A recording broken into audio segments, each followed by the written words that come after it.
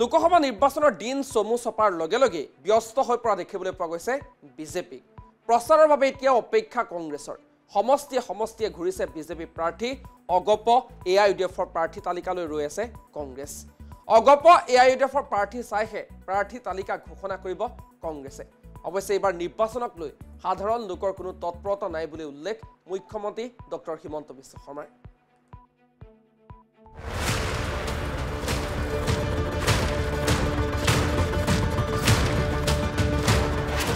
লোকসভা নিৰ্বাচনৰ বাবে সমষ্টিয়ে ব্যস্ততা বাঢ়িছে বিজেপি প্ৰাৰ্থীৰ।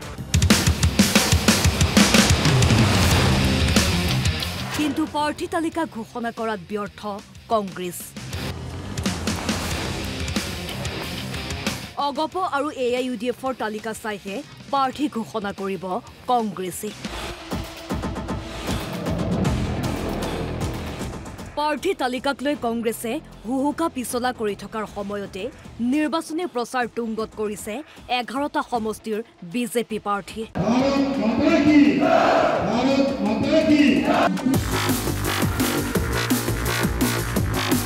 দিনে নিশাই গুৱাহাটী সমষ্টিৰ ৰাইজৰ কাষলৈ গৈছে বিজুলী কলিতা মেধি।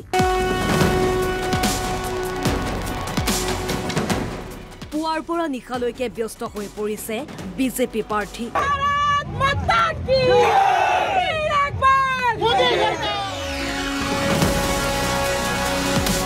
দবকা হুজাই লংকাত প্ৰচাৰ চলাইছে কাজিৰঙা সমষ্টিৰ বিজেপি প্ৰাৰ্থী কামাখ্যা প্ৰসাদ দাসাই।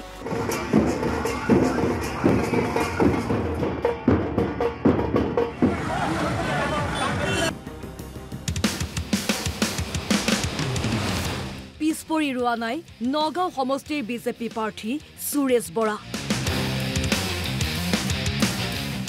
মইৰাবাৰীত প্ৰচাৰত ব্যস্ত সুৰেশ বৰা। অসমৰ উন্নয়নে হৈছে ভাৰতীয় জনতা পাৰ্টিৰ এক মতো, গতিকে খুব ভাল লাগিছে আৰু আশা কৰিছো যে এইবাৰ মাইনৰিটিৰ যিসকল আমাৰ সংখ্যালঘু ভাইসকল আছে তেখেতসকলে বুজি উঠিছে যে নৰেন্দ্ৰ মোদী ডাঙৰীয়াই তেখেতসকলৰ কাৰণে কিমান কৰিছে। গতিকে ইন ৰিটাৰ্ণ নৰেন্দ্ৰ মোদী ডাঙৰীয়াক আশীৰ্বাদ হিচাপে তেখেতসকলৰ বহুমূলীয়া ভোটটি এবাৰ দিব বুলি আমি আশা কৰিছো। প্ৰধানমন্ত্ৰী নৰেন্দ্ৰ মোদী ডাঙৰীয়াক জিকা হোৱাৰ কাৰণে প্ৰধানমন্ত্ৰী বনাবৰ যিটো আমাৰ ইচ্ছা, এই ইচ্ছাটো তেখেতসকলে প্ৰকট কৰিছে দলৰ কৰ্মীসকলে। আৰু ডক্টৰ হিমন্ত বিশ্ব শৰ্মা ডাঙৰীয়াৰ যিবিলাক কাম, ইয়াৰ বিধায়কৰ যিবিলাক কাম, দলৰ কৰ্মীসকলে যিবিলাক ইচ্ছা কৰিছিলে এইবিলাক ইচ্ছা পূৰণ হৈছে আৰু তাৰ কাৰণে তেখেতসকলে সঁহাৰি দিছে। মিটিঙৰ ফুটেজ লগ উত্তৰ পাই যাব আপুনি। মইৰাবাৰী অঞ্চলত আজি বিজেপি কৰ্মী সভা, এয়া পাব্লিক মিটিং নহয়, পাব্লিক মিটিঙৰ কাৰণে আহি আছোঁ, জলক দেখাম। গতিকে আমাৰ নিশ্চয় ভাল হ'ব, কাৰণ আমি মোদী ডাঙৰীয়া হৈ ভোট খুজি আহিছোঁ। বিজেপি প্ৰাৰ্থীৰ ব্যস্ততাৰ বিপৰীতে প্ৰদেশ কংগ্ৰেছৰ সভাপতি ভূপেন বৰা ৰৈ আছে অগপ AIUDFৰ প্ৰাৰ্থী তালিকালৈ। টিকেটটো মই অলপ আগতে ক'লোৱেই যে আমি বিজেপি লিষ্টখন দেখিছোঁ, আমি AGP আৰু AIUDFৰ লিষ্টখন চাই লৈ তাৰ পিছদিনাখনে সিদ্ধান্ত। অৱশ্যে এইবাৰ নিৰ্বাচনৰ কোনো বতাহ নাই বুলি উল্লেখ কৰে মুখ্যমন্ত্ৰী ডক্টৰ হিমন্ত বিশ্ব শৰ্মাই। 11খন আসনত বিজেপিৰ বিজয় নিশ্চিত বুলি দাবী কৰে মুখ্যমন্ত্ৰীগৰাকীয়ে। চৰকাৰে উন্নয়নৰ কামতহে ব্যস্ত হৈ থকা বুলি উল্লেখ কৰে ডক্টৰ হিমন্ত বিশ্ব শৰ্মাই। ৰাজ্য চৰকাৰৰ পুঁজিৰ পৰা 1 লাখ কোটি টকাৰ কাম আৰম্ভ হৈছে। এই নিৰ্বাচন এক প্ৰকাৰ ডাল নিৰ্বাচন বুলি উল্লেখ কৰে মুখ্যমন্ত্ৰী ডক্টৰ হিমন্ত বিশ্ব শৰ্মাই। 11টা সিট আমি পাই আছো, কেতিয়াবা ভগৱানে সহায় কৰিলে 12 আমি পাই যাব পাৰোঁ। গতিকে আৰু কোনো ইলেকশ্যন বুলি অসমত নায়েই। এইকেইদিনটো মই ঘূৰি আছোঁ, ইয়াত আহিলেহে মানুহে ইলেকশ্যনৰ খবৰ সোধে। গাঁৱে ভূঞে পৰিৱেশে বেলেগ একো নাই। এইবাৰ ডেভেলপমেণ্ট, অসমৰ মানুহৰ এই ইলেকশ্যনটো আমাৰ কাৰণে ইম্পৰ্টেণ্ট। আগে পিছে ইলেকশ্যন মানুহে 20-25 হাজাৰ জিকে, এইবাৰ একোটা চিটত 2 লাখ 3 লাখ ভোটত জিকিব। এইটো ইলেকশ্যন ডাল ইলেকশ্যন এটা। মানুহে ভাবিয়ে থৈ দিছে 400 পাৰ 370 পাৰ, ইয়াত একো নাই বিশেষ একো। মুখ্যমন্ত্ৰীগৰাকীয়ে ডাল নিৰ্বাচন বুলি মন্তব্য কৰাৰ পাছতে প্ৰতিক্ৰিয়া প্ৰকাশ কৰিছে বিৰোধী দলপতি দেৱব্ৰত শইকীয়াই।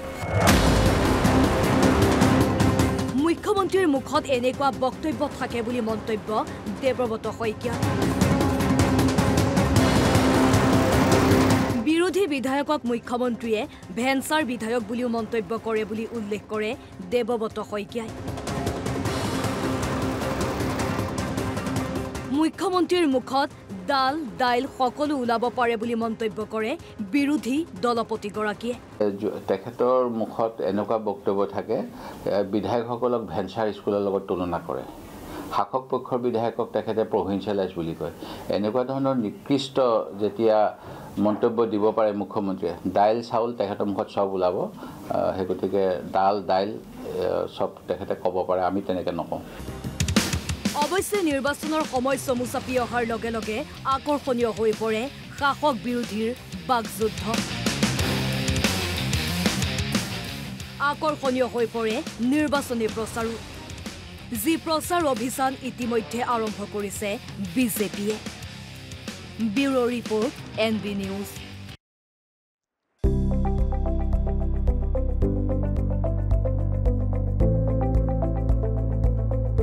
NB নিউজ সহজ সৰল ভাষাত নৱভাৰতৰ কথা